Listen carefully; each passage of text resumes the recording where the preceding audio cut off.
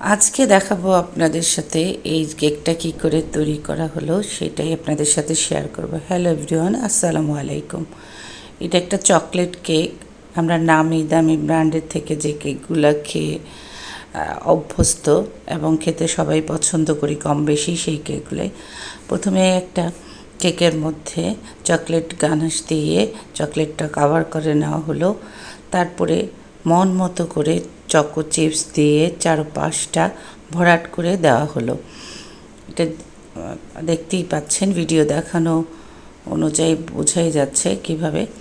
আর কিছু কাগজের মধ্যে আগেই মুড়িয়ে চকলেট গানাশ দিয়ে কোন বানিয়ে নেওয়া হয়েছিল একটা কেকের উপরে রেখে, একটা পাইপিং ব্যাগের সাহায্যে। এগুলা সব বানানো হয়ে গেছে।